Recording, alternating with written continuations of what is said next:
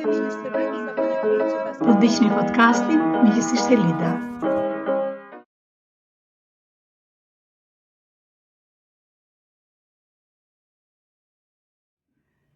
Mirëmbrëma miq. Jemi në live së bashku. Jemi në një seri livesh. Kemi folur në fakt për deri tani shumë në live-et tona për prindërimin, po kryesisht për prindërimin e personave që janë të suksesshëm. Si ja dalin në këtë treg ku nga çdo anë që të kthehesh, gjithsecili të kërkon vëmendjen tënde, kohën tënde, shpeshherë pa menduar që kjo kohë është e barabartë me një vlerë të caktuar në tregun e punës. Dhe ajo që ndodh shpeshherë është që personi i cili drejton biznesin në përpjekjet e vazhdueshme për të pasur sa më shumë klient, për të dalë sa më mirë, për të qëndruar në tregun e punës, shpeshherë haron ca gjëra që janë shumë kryesore. Dhe ashtu siç kemi folur për prindërimin, sot do doja të flisnim për prindërimin, por do të flasim për disa të suksesshme në lidhje me lekun. Sa dhe si mundet që të gjithë ata që kanë dalë në treg të kenë mundësi që t'i shikojnë, të themi, hajrin lekut. A qëllon shpesh që edhe pse gjithkush punon fort, përpiqet fort, del me orë të gjata, në fund të muajit shikon që nuk ka arritur të mbledh lekun, të mbaj lekun dhe të ketë mundësi që duke përdorur lekun si një mjet, të ketë mundësi të arrijë synimet që ka caktuar. Dhe këto synime shpeshherë janë zgjerim, mund të jetë një synim për të dalë në tregje të reja, për të provuar një produkt të ri. Pra ka shumë gjëra që ne na bëhen të mundura për shkak se kemi ose nuk kemi leku në dorë, ose aty që në biznes shpeshherë e quajnë të themi të ardhurën likuide, që është e aftë në dorë dhe e përdorshme në dorë. Në këtë kuadër, gjëja që unë do doja të bisedonim sot është më shumë për ata persona të cilët interesin e tyre kanë të vënë në rritjen e cilësisë jetës së tyre nëpërmjet biznesit. Dhe këtu shprehimisht do i drejtohem atyre që quhen të vetëpunësuar, që janë në një biznes të vogël, ata që janë realisht në një biznes i cili në fund të ditës lufton për të bërë një biznes më i mirë. Këtu dua të flas për ata që quhen freelancers, quhen rëndom freelancers. Pjesa që unë besoj që është shumë e rëndësishme, mendoj që ka të bëjë me, unë besoj, ka të bëjë me sa dhe si ne harim të mbajemi, të qëndrojmë në treg, dhe është pikërisht kjo gjë, e cila është një telefonat që po bëhet, është pikërisht kjo gjë që unë do doja ta dija dhe do doja ta diskutonim me dy nga personat që unë mendoj që janë shumë adapt për këtë gjë. Dhe janë dy zonja të cilat vinë nga tregu punës dhe kanë absolutisht mendojnë përvojën e tyre për cilën ne mund të flasim nga ana praktike. Ajo që qëllon shpesh herë që unë shikoj dhe duke folur sidomos me CEO të suksesshëm, me pronar të suksesshëm, shpesh herë ajo që unë vëre është që ka në parim të gjithë kur flasim për lekun, ose janë shumë indiferent në leku dhe thonë që është dikush që merret me ato dhe nuk ka pse të jem unë, ose është pjesa tjetër kur janë aq të ngjitur pas lekut dhe bëjnë një mikromenaxhim të çdo personi që merret me lekët. Këto dy zonja në fakt janë të tilla që aq sa janë të përbashkëta, aq kanë ndryshimet e tyre dhe arsyeja pse i kanë përzgjedhur nga të suksesshmit e klubit të MZC është pikërisht për këto të përbashkëta dhe të ndryshme që kanë nga njëra tjetra. Çka kanë të përbashkët? I rendita për të mos i haruar. Të dyja zonjat quhen, njëra është Ermelinda Helmesi dhe tjetra është Xhonsila Hoxha. Çfarë unë vërej që kanë të përbashkëta dhe që ja admiroj dhe do doja t'i ndaja me ju janë, të para janë totalisht të suksesshme. Dhe duke qenë të suksesshme e kanë ditur dhe dinë shumë mirë si ta përdorin lekun. Dhe dinë shumë mirë se si nga ana praktike, nga jeta e tyre mund të ndajnë eksperiencë. Nuk është shpeshherë kaq e kollajt, nuk është se kushdo do të ndajë eksperiencë në këtë drejtim. Sidomos kur vjen puna tek leku, dhe sidomos ne që shumica mund të vimë edhe nga një kulturë që se kanë problem njerëzit në tavolinë të pyesin sa paguhesh ti ose sa fiton ti. Dhe jemi pak të tërhequr, shumica e njerëzve janë tërhequr të ndajnë edhe mësime në këtë drejtim. Janë suksesshëm, si thash, e dyta janë kokulura.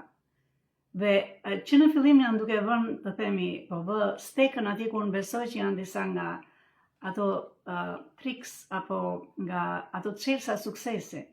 Pra e para fare një që tjetër është suksesshme, duhet të jesh kokulur në punën tënde, duhet të jesh kokulur që do të thotë punëtor i përditshëm në shërbim të biznesit tënd. Janë të përkushtuara, që do të thotë nuk i gjën kur të mos mendojnë, të mos flasin, të mos përshtaten, të mos ndryshojnë në gjërat që ato duan të bëjnë dhe që kërkojnë të bëjnë. Pra nuk kanë ndonjë time off. Dhe nuk ka të bëj fare kur kanë qenë në biznes, kur kanë qenë në fillim si freelancer, pastaj kur kanë qenë mbrapa si eksperte, çdo gjë që ato kanë bërë, përkushtimi ka qenë ditor. E treta që unë shikoj që janë absolutisht për të marrë shembull, është sepse çdo gjë e kanë ndërtuar vetëm e para. Mund të vinë nga familje që janë mirë, nuk po them, por nuk është se po ndërtojnë diçka që e ka bërë dikush tjetër, e kanë nisur nga zero. Dhe sot janë në situata që unë besoj që kanë shumë çfarë të ndajnë me ne. Tani, dhe Merlinda dhe John Silla kanë këto gjërat përbashkëta që unë besoj që janë të vlefshme për çdo. Pra të qenit kokulur që do të thotë ul kokën dhe puno, të jesh në biznesin tënd nuk do të thotë kur të kesh idenë që biznesin tënd do ta drejtoj dikush tjetër. Mund të ndihmojnë të gjithë, por ajo është e jotja. Është e jotja dhe ngelet e jotja. Nuk ka rëndësi sa i madh është biznesi, sa i vogël. Nëse ti nuk vë dorën çdo ditë dhe të bësh punë dhe të djersitesh, nuk ke si ti kesh suksesin. Pra nuk mund të flasim për lekët, për prindërimin, pra si gjë, nëse ne nuk e dim që flasim për ca zonja që këto i kanë karakteristikat e tyre. Dhe siç thash, e kanë nisur nga zero. Realisht e kanë nisur nga zero dhe kanë mundësi të ndajnë sot përvojë. Nga ana tjetër, çfarë kanë të veçanta? Ato që unë shikoj të veçanta dhe që janë zgjedhur të jenë të tilla, edhe sepse dua të jap dy ide të ndryshme, që ka nga ata që ja dalin, ka nga ata që ja dalin, por nuk ka të bëjë çfarë lloj biznesi ti je. Pra, menaxhimi i lekut apo menaxhimi i biznesit tënd apo i portofolit të biznesit që ti ke, varet nga ty. Dhe varet nga ty nëse është sezonal, nëse nuk është sezonal. Nëse është një produkt apo është shërbim dhe produkt. Dhe këto të dyja në fakt kanë veçanta. Këto kanë veçanta. Njëra vjen nga një shërbim biznesi, nga një biznes shërbimi, tjetra vjen nga një shërbim, nga një produkt edhe shërbim. Pra biznesin e kanë të ndryshëm. Njëra e ka realisht me një pjesë që ka të bëjë me, unë besoj, është shumë e rëndësishme me anën sezonale apo jo, kur janë shitjet më të mëdha dhe kur nuk janë shitjet më të mëdha, kur këto shitje janë të lidhura me orare të caktuara, me kohë të caktuara, dhe cilat janë ato kohë që në fakt në parim nëse do të flisim është që kanë gjetur një shitje e cila është në mënyrë të vazhdueshme. Pra, nga ana tjetër, kanë të dyja, të veçantën e tyre kanë që suksesin e kanë të matshëm në forma të ndryshme. Pra, nëse njëra e ka me të themi me madhësinë e portofolit të vet, tjetra e ka me numrin e klientelës që ka dhe me madhësinë e çdo klienti. Pra, në parim po them që këto janë pak a shumë disa gjëra që unë mendoj kur ato do flasin, ndoshta do t'i kthejnë përgjigje sa njerëzve që ndoshta janë në treg. Dhe siç thash, janë personat vetë punësuar, që mund të jenë shumë të interesuar për këtë bisedë, personat janë të vetë ndërtuar dhe që janë në rrugën e ecjes në sukses, janë personat cilët janë të përkushtuar ta bëjnë këtë gjën dhe do të thoshja gjëja që është më e veçanta dhe e përbashkëta të dyjave është secila në llojin e vet, në detyrën e vet, në atë që ato bëjnë, biznesin e vet, janë të vetë mësueshme gjithkohon. Pra janë gjithmonë të interesuar për të vetë zhvilluar. E thënë kjo, në këtë paraqitje që po bëj të zonjave, do doja të theksoja në fakt që të dyja, ju do të shikoni që mua do më duhet her pas here t'ju kthehem me pyetje dhe t'i nxis, sepse nuk është se janë nga ato tipat që mund të flasin për gjëra që janë jashtë biznesit të tyre dhe të jenë aq rehat të flasin. Nuk janë, unë mendoj, janë duke e zhvilluar, e kanë sfidën e tyre, kjo pak më shumë për John Sillën, por unë mendoj që Merlinda e ka të lindur kur vjen puna për të folë biznesin e saj. Kështu që unë do doja që në këtë kuadër të kemi mundësinë që të ftojmë njërin prej tyre, dhe ndoshta është Ermelinda. Ermelinda nuk e di nëse e shoh që ka bërë dhe request.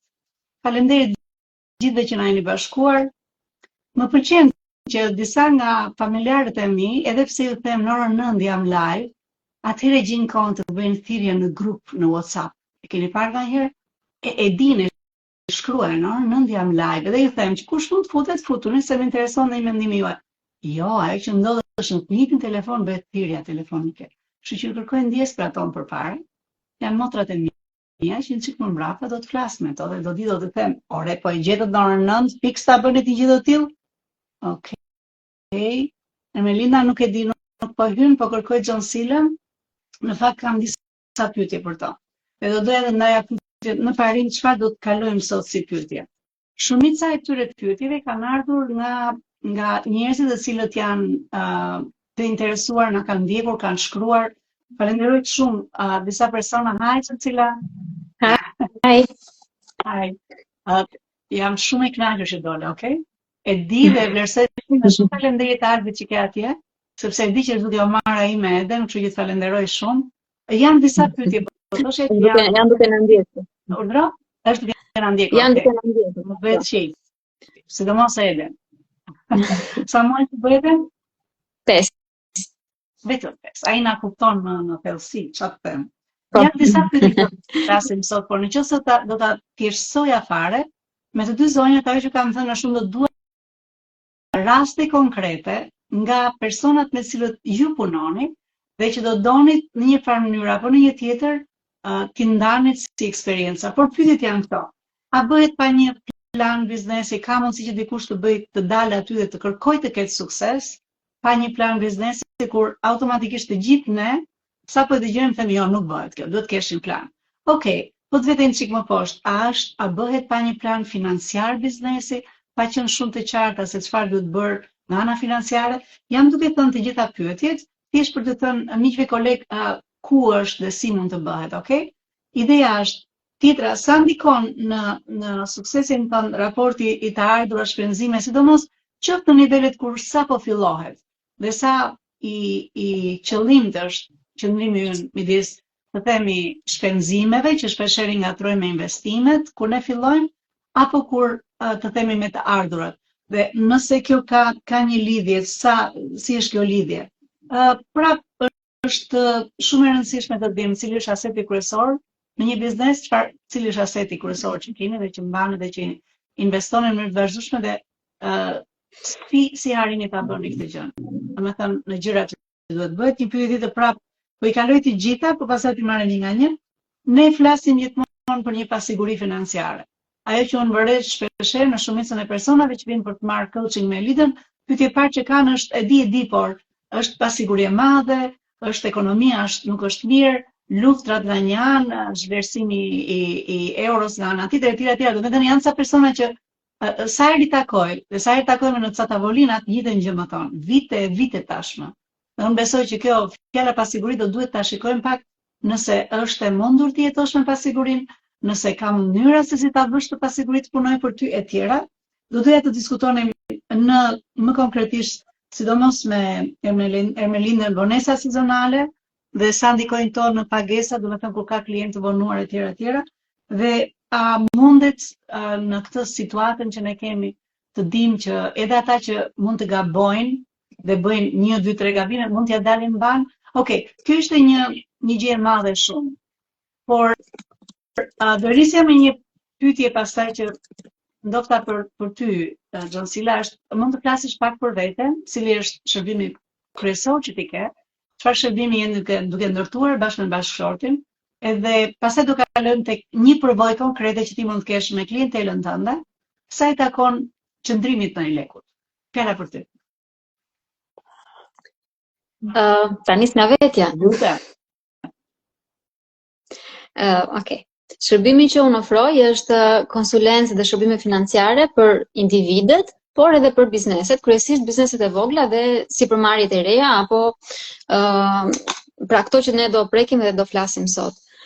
Në punën time hasem shpeshherë qoftë me individë të cilët duan të marrin vendime financiare apo të kuptojnë se ku janë me financat, me prirjet e tyre ndaj financave, gjithashtu persona që duan të nisin një biznes ose që kanë tashmë një biznes të vogël dhe që duan ta zhvillojnë atë sidomos nga aspekti financiar. Diçka për rrugtimin tënd, domethënë si ka arritur, sa vite vajte, çfarë është gjëja që ti mendon që të ka bërë të kesh sukses, kur mendove që po, ja dola, sidomos ka lidhje me lekun, kjo pjesa e parë ka të bëjë me lekun, okay? Po. Në financë u bën më shumë se sa 10 vite që punoj, me eksperienca të ndryshme në sektor të ndryshëm, në sektorin privat, në sektorin publik, në organizata jo fitimprurse, dhe së fundmi në konsulencat sidomos me individ. Ajo pika që ka bërë kthesën, po them, në karrierën time, ka që momenti kur unë vendosa të shkëputem nga puna full time, pra kur punoja për një organizat, dhe të krijoja sipërmarrjen time. Edhe gjëja që më shtyu ta bëja ishte, ose më saktë ajo që më lejoi ta bëja këtë hap, ishte fakti që unë kisha tashmë lirinë financiare. Pra kisha një fond të kursyer me një anë, e cila më dha mua lirinë që të merrja atë vendimin që unë doja, të shkëputesha dhe të krijoja një gjë krejtësisht time. Sa vite kishe që punoje këtë ditë? Shumë vite. Shumë vite. Edhe në fakt nuk ishte shumë e thjeshtë. Nuk ishte shumë e thjeshtë kjo shkëputja, jo vetëm nga ana përveç anës financiare, më shumë ana e mentalitetit, pra që të shkëputesha nga një gjë shumë e sigurt për të shkuar në diçka që shpeshherë është dhe e pasigurt, sepse varet nga klientët, edhe nga tregu, nga marketingu e gjitha me radhë. Më të thuash kush janë kundërshtarët në të mëdhenj? Kush ishin ata që shikonin të hapin tënd? Edhe pse që në lekët tua, po. Edhe këtë nuk mendoj se e vjen prej mungesës të dashurisë. Nga se mendon që ndodh kjo? Sepse unë besoj që ka shumë të rinj të reja që do duan të përmirësojnë jetën e tyre, të shtojnë vlerë në treg me ekspertizën që ata kanë, por ajo që i frenon shpeshherë është marrja e këshilluesve të gabuar, mendoj unë, të cilët mund ta duan fort, por ndoshta nuk e kanë mindsetin që ne kemi. Shumë e vërtet. Arsyeja ka qenë prej tyre fakti i sigurisë. Pra ata patjetër donin për mua diçka të sigurt, pra unë të kisha një punë të sigurt, një të ardhur të sigurt dhe pastaj çdo gjë tjetër mund ta bëja dytësore. Por nuk e kisha menduar pjesën që unë e kisha parë në atë kohë, që në momentin që unë do kisha familjen time dhe djalin tim, do kisha këtë lirinë që kam tani, që mund të ris djalin, mund të kaloj kohë me të dhe mund të bëj punën nga shtëpia, nga lokali kur dal me djalin, nga pushimet edhe çdo tjetër. Mos e sarande, ç'do them tash. Pra unë kisha parë këtë gjë dhe kjo ishte arsyeja kryesore në fakt pse unë doja të kisha diçka timen, që të më jepte mua lirinë e kohës, atë gjën që ti na e thoje shumë herë kur kemi filluar trajnimet bashkë, po unë nuk e kuptoja që të punoja kur kisha kohën e lirë. Pra, të bëja gjithë gjërat e tjera të rëndësishme dhe kur kisha kohën e lirë të punoja, dhe këtë gjë jam duke e bërë tani dhe jam shumë e lumtur. Kjo është shumë e dukshme se kush ka njohur ty ka parë edhe këtë rrezullimin që përveç mëmësisë, mendoj që është ka të bëjë dhe me largimin nga disa ambiente që unë mendoj fillojnë të bëhen toksike. Kur unë mendoj që ne jemi rritur mjaftueshëm, është si një këpucë sinari e vogël. E sa do të hecësh ti dal nga dal, do të çalosh. Sa do të mundohesh të bëja e këpuca nuk të bën më e këpuca dhe nuk është e keqe as tek këpuca as tek këmba. Por është tek mentaliteti ynë dhe është sa duam ne të lëvizim. Dhe unë besoj që kjo është e dukshme. Pyetja që kam, dhe siç të thash dhe më përpara, është çfarë mendon, cilat mendon që janë ato gabime të mëdha në planifikimin financiar dhe në zbatimin financiar të atyre bizneseve të vogla, të cilat në një farë mënyrë ai leku është jetose vdes, do or die. Domethënë nuk flasim, unë besoj që sa më shumë kam punuar me bizneset më dha dhe me CEO-t e bizneseve të mëdha, kam kuptuar që ata kanë një break point që është e njëjta gjë, e cila në mentalitet mund të jetë i njëjti efekt tek ne, pavarësisht që në shifra diçka është me shumë shifra, diçka është me pak shifra. Po ne po flasim sot me zgjedhjen tonë për ato shifrat e vogla, për ato hyrjet e vogla, cilat janë ato gabime që shumica bëjnë me klientelën që ti ke. Dhe kryesisht klientela jote janë ky grup. Ndaj dhe fita për ty që për këtë. E para, do thoja fakti që shumë herë nuk kanë një plan të qartë financiar, sepse duke qenë biznes i vogël nuk e mendojnë përgjithsisht pjesa më e madhe çka kanë kursime, i marrin dhe i hedhin sepse duan të bëjnë një hap tjetër, por nuk e bëjnë një plan të mirëfillt, as afat shkurtër dhe aq më pak afat gjatë lidhur me financat. Se çfarë shpenzimesh do kenë, por edhe sa të ardhura presin nga, sepse shpeshherë mund të ndodhë që bëhet një planifikim për shpenzimet, por që dojnë ngecin tek pjesa e planifikimit të ardhurave, duke pas parasysh pasiguritë e tregut. Një gjë konkrete, kam idenë që gocat tona gjatë këtyre ditëve kanë nxjerrë një mikro video tënde, që unë kisha sot disa në një grup masteri dhe më thanë që dukur shumë e bukur. Edhe pse kalon të shpejt ata ne kemi bërë disa screenshots, po a mundesh që këtë gjë që po thua ta kalosh pak më në 2-3 detaje, nuk është nevoja të futemi në shumë detaje, por në 2-3 detaje çfarë do të ketë parasysh nëse marrim rastin e një çifti që kanë të ardhura X në muaj, kanë një gjë që kanë nisur dhe kanë nisur me shumë dashuri, edhe pse në muajt e parë zihen e grihen në njëri tjetrin, e thonë çmë duhet muaj të punova me ty, sa e thon hapur, sa nuk e thon, por në fund të ditës ngriten në darkë e thon shiqyr zot kemi fituar sa lek më shumë. Tani ç'bëhet për këta që kanë marrë një dorë lekëshën, le të themi kanë bërë 2-3 milionë në vjetër të parë. Çfarë bëhet dhe çfarë plani duhet bëhet dhe çfarë ke parë ti që shpeshherë nuk funksionon siç duhet? Do përmendja dy gjëra, sidomos fakti që përmende kur punohet në familje ose kur punohet në çift. Një gjë gabim që bëhet pothuajse nga të gjithë është fakti që nuk ndahen shpenzimet e biznesit nga shpenzimet personale. Edhe këtu pastaj lind ajo qoftë në rastin kur punojnë të dy bashkë për një biznes, por edhe kur është njëri nga partnerët i cili ka sipërmarrjen e tij dhe tjetri sjell një të ardhur të sigurt në familje nga një punë fikse. Kjo gjë sjell nëse bën një rrogë, edhe ai që punon duhet bërë një rrogë për vete dhe duhet paguhet që këtë dhe pisa vjetër është off the limits, apo jo? Po, është kjo që paguaj veten tënde të parin, po duke qenë hapat e parë të biznesit, ne po fuze veten time, gjëja e parë që mendojmë për çdo të ardhur të ta fusim prapë në biznes në mënyrë që gjëja të ecë dhe të funksionojë, harrojmë pastaj që duhet të paguajmë edhe veten sepse është burimi jon i vetëm i të ardhurave dhe në fund të ditës, në fund të muajit, nuk kuptojmë çfarë kemi shpenzuar për vete dhe çfarë kemi shpenzuar për biznesin dhe nuk kuptojmë, duke mos ditur çfarë është shpenzuar për biznesin, nuk dim çfarë do duhet më tej. Një nga këshillat që jap unë bizneseve të vogla, edhe pse nga tatimet nuk kërkohet që të ketë një llogari të dedikuar, ajo që unë jap këshilla është mbani një llogari të dedikuar për biznesin. Pavarësisht se është biznes i vogël dhe mos i ngatroni shpenzimet. Pra çdo shpenzim që është për biznesin, bëni nga kjo llogari.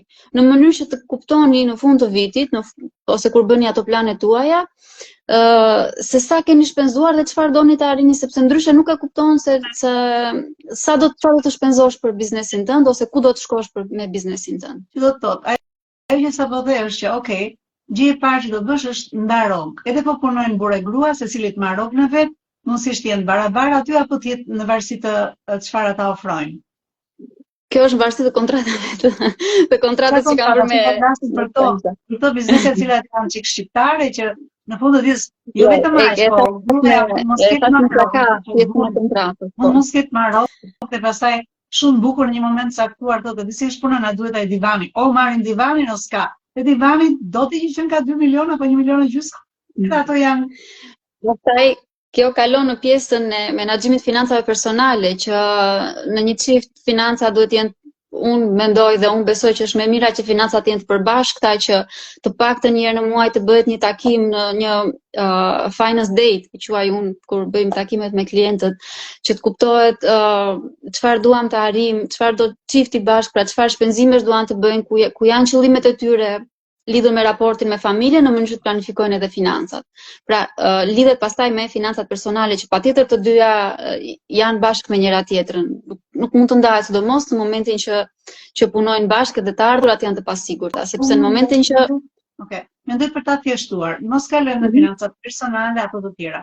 Po flasim merr të rastin e këtij çiftit, edhe mund të kalosh gjë e parë është, okay, do kem rrogat. Gjë e dytë, çfarë mendon që duhet patjetër të jetë atje? Një gjë tjetër është mbajtja shënim ose tracking e çdo shpenzimi. Shpeshherë ndodh që bëjmë shpenzime të vogla që mund të duken diçka e vogël, një pagesë këtu, një pagesë atje, dhe nuk e kuptojmë që këto shpenzimet e vogla janë si ato, po nëse quajmë biznesin si një vark, një vrim e vogël të varka që fut ujë dhe vetëm ajo gjë do të sjellë që të mbytet, në kuptimin që duke mbledhur shumë shpenzime të tilla, ne nuk e kuptojmë që ato pak bëhen shumë pastaj dhe sjell vështirësi në biznes. Në logjika Pra, mbajtja e fëmijë edhe mbajtja parasysh se çdo shpenzimi që individët që biznesi është duke kryer. Një gjë tjetër që do përmendja është fakti që shpesh herë në fillime sipërmarrësit synojnë që të bëjnë investime mund të ndodhe edhe të mëdha, në kuptimin që blejnë pajisje, marrin me qeranjë zyrë, paguajnë punonjës me pagë fikse, të cilat janë sjellin mungesë të likuiditetit her pas here për biznesin, duke ecur me të paktën nga eksperienca ime në fillimet e mia me një biznes, duke hedhur shumë lek në fillim në sipërmarrje, nuk kishte sigurinë nga ana e klientëve dhe kjo gjë solli kthimin nga ana tjetër pastaj që pati mungesë likuiditeti dhe nuk paguante dot punonjësit, nuk mund paguante qeran e zyrës, edhe e gjithë gjëja u kthye mbrapsht dhe biznesi pastaj nuk pati sukses. Dhe zakonisht në këtë rast se thuhet, nuk e di po të thon ty, po shpesh thuhet nuk bëhet në Shqipëri më, nuk bëhet. Tu të hanë tatimet, tu të hanë ato dhe në fakt këto biznese nuk mendoj se janë shumë të rënduara, është e vërtet? Jo, në fakt bizneset e vogla jo, nga ana të paktën deri tani nga ana e tatimeve janë goxha të lehtësuar.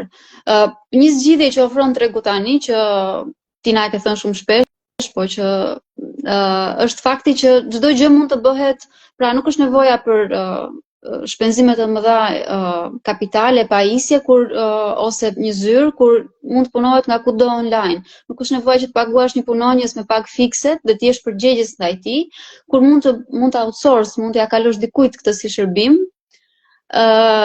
Dhe pra nuk ke një detyrim fiks që do ta paguash çdo muaj, pra ti e paguan punonjësin në varësi të punës që ai merr, të orëve të punës edhe kështu me radhë. Çfarë do të ketë parasysh, le të themi, ky çift për pasiguri që ne folëm? Dhe pasiguri mund të jetë në çfarë prizme shikon ti një gjë e papritur që nuk të vete mendja që do ndodh. Çfarë mund të jetë diçka që mund të ndodh dikujt në biznesin e vogël ose atë të mesëm, po që janë të vetëpunësuar dhe shikon tek ato veta që punojnë bashkë, përpiqen. Çfarë mund të jetë një gjë që ti mendon që e kanë? Ne thamë që për momentin nga ana e tatimeve sipërmarrjet janë të lehtësuara, po ne kemi shumë herë surpriza që nëse ne bëjmë një plan 3 vjeçar dhe pas vitit të parë ndryshojnë ca taksa dhe duhet të paguajmë më shumë. Është një gjë që këtu dhe ne ndodh dhe ka ndodhur. Mbaj mend vitin e fundit që pastaj u ndryshua dhe ligji, po shumë biznese u gjendën të papërgatitur, sepse kishin bërë një plan ndryshe dhe u gjendën menjëherë përballë një fakti që do të paguanin taksa shumë të mëdha. Tatime shumë të mëdha. Rritja e rrogave, po. Edhe kjo ka prekur shumë bizneset, ata që kanë patur punonjës me paga fikse. Një gjë që mund të bëjnë është një fond emergjence. Është e vështirë në biznes sepse ti ke nevojë për likuiditete dhe nuk e mendon që të mbash sa para aty se mund të duhen, sepse ideja qëllimi është që të gjitha këto ti vendosësh në punë për të sjellë më shumë të ardhura. Po shumë e rëndësishme që të ketë ashtu si në familje edhe në biznes, të ketë një fond emergjence të paktën për të përballuar 3 muaj të shpenzimeve operative, atyre shpenzimeve që janë bazike, fikse, që nuk mund të lëvizim nga ato. Që mund të jenë pagat, sigurimet. A mendon që në këtë nivel që po flasim, të themi accounts receivable dhe payable, pra ato pagesat që priten dhe pagesat që ke për të kaluar, apo nesat nga pagesat e klientëve dhe detyrimet që ti ke për të bërë, a është një prekje direkte që kjo prek, unë mendoj, diçka më shumë se sa finance në një kompani, kjo prek vetbesimin edhe nuk e di çfarë si mendon. Patjetër që qëllimi është të marrim sa më shpejt parat nga klientët dhe të vonojmë në kuptimin të shtyjmë sa më shumë të mundemi pagesat ndaj furnitorëve. Ose ndaj atyre të cilëve ne kemi marrë shërbime në mënyrë që biznesi të ketë likuiditete. Dhe pra duhet punohet në lidhje me klientët. Kjo është ana teorike. Po flas në praktik. Çfarë mund të jetë diçka e cila mundet patjetër që në këto nivele që ne flasim të përkthehet në një action që mund të jetë ndihmues. Më merr një freelancer, më merr një të vetë punësuar, ose një familje të vogël që janë vetë punësuar. Çdo të thotë për ata që kanë një market diku, ata që marrin gjithmonë nga Agna, për shembull, marrin gjithë materialet dhe nga ana tjetër kanë njerëz që vënë dhe janë në një listë që duhet paguajnë aty. Domethënë, çfarë mund të jetë diçka që ti mendon, një ratio, një raport, një klik që ti e përdor. Nëse do vjen. Jo, thjesht ajo që mund të bëhet është, do të thënë, gjëja kryesore është nxitja sa më shumë e klientëve për të bërë pagesat. Në rastin e kur ofrojnë shërbime, një gjë mund të jetë parapagimi nga ana e klientëve, në mënyrë që ti jesh i sigurt për të ardhurat e tua dhe pastaj mund të ofrosh shërbimet dhe të japësh kohën tënde. Jo, në fakt është më shumë tipike do të thosha unë për shërbimet, apo jo? Po, për shërbimet, po. Sa kur ne japim produkt. Apo dhe kjo mund të jetë diçka që mund na thotë Ermelinda. Unë do provoj në fakt. Ermelinda mund të jetë më. Po, mendoj se merri tamam në shitje produkti. Përgjithsisht unë kam punuar më shumë me shërbime në fakt, edhe ndaj besoj që në shërbime unë besoj që është ajo që ne themi vazhdimisht që është parimi i kinemas, që them unë, që nëse do punosh me mua, është do presësh biletën për kinema. Unë kam bërë një punë, ti do ta shikosh dhe pastaj ose shko pyet dikë që ka parë filmin ose unë nuk kam si të punoj i varur me dashamirësinë apo dashakeqësinë atyre personave që do vete dhe do detyrohem in a way, do detyrohem që të marrin do të punojnë për pronarin.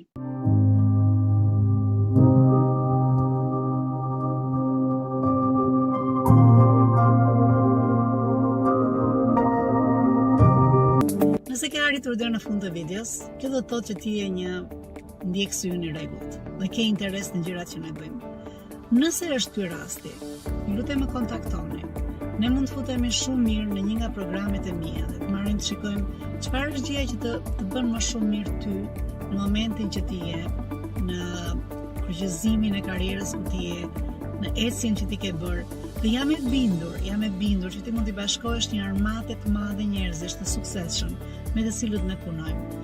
Prej të cilëve ne në mënyrë të vazhdueshme secili nga ne mëson, por jo vetëm kaq. Krijojmë një network, krijojmë një rrjetëzim që është i jashtëzakonshëm. Kur kanë të njëjtën ide që ndahet, që është të qenit me mendje të hapur, të qenit i gatshëm të ndihmojnë njëri tjetrin dhe të qenit vazhdimisht në tregun e punës për të dhënë më të mirën tonë. Nëse është kjo që të ka sjell tek podcasti im, të lutem më shkruaj. Të lutem, është shumë e kollaj të më gjesh, ndoshta në Facebook me Lida Motro, ndoshta në Instagram që është Emi Coaching and Consulting e gjeni kollaj fare, ose dhe në YouTube. Mundësitë e lidhjes janë të jashtëzakonshme. Mundësitë nga të cilat ju do përfitoni nga kjo lidhje nuk ka të bëjnë me mua, ka të bëjnë me gjithë rrjetin e njerëzve me të cilët do të bashkëpunojmë. Uroj t'ju shoh nga brenda programeve të MSC. Ju uroj gjithë bekimet e Perëndis. Miqësisht, Elida.